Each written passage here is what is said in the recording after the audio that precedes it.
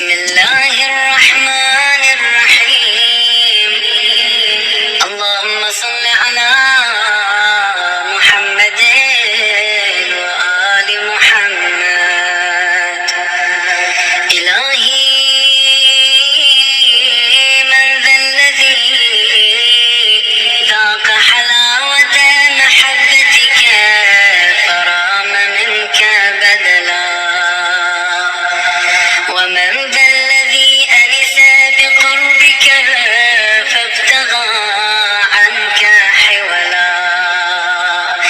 إلهي فاجعلنا ممن اصطفيته لقربك وولايتك، وأخلصته لودك ومحبتك، وشوقته إلى لقائك، ورضيته بقضائك، ومنحته بالنظر إلى وجهك، وحبوته برضاك، وأعذته من هجرك وقلاك، وبوأته مقعد الصدق في جوارك، وخصصته بمعرفتك،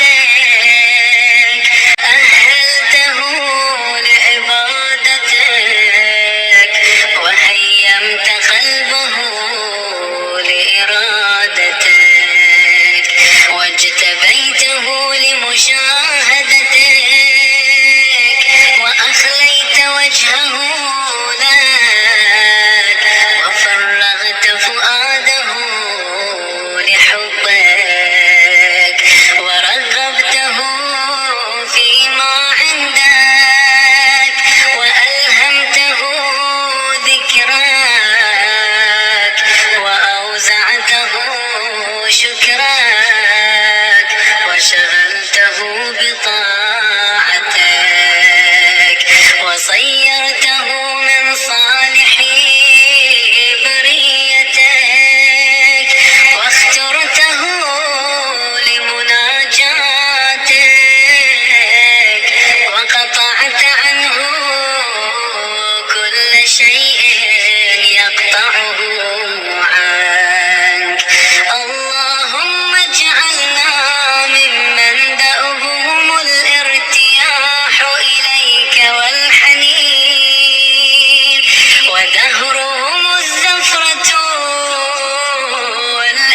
والأنين، جباههم ساجدة لعظمتك، وعيونهم ساهرة في خدمتك، ودموعهم سائلة من خشيتك، وقلوبهم